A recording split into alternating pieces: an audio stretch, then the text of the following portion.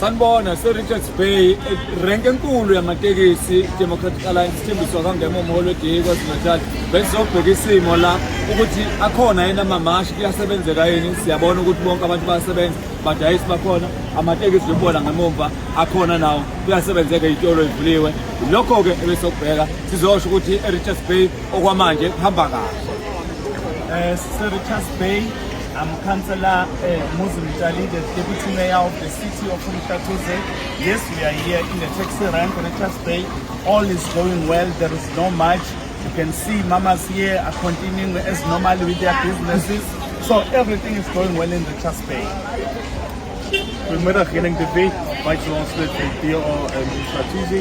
Ons staan huidiglik hierso met ons provinsiale leierskap en plaaslike leierskap van die DA in die taxi rank in Richards Bay. Soos julle kan sien, mense beweeg, winkels is oop, ekonomie gaan aan sonder enige onrus wat plaasvind huidiglik in die dorp. Ons werk wel na aan SAPS en plaaslike sekuriteit om die situasie te monitor.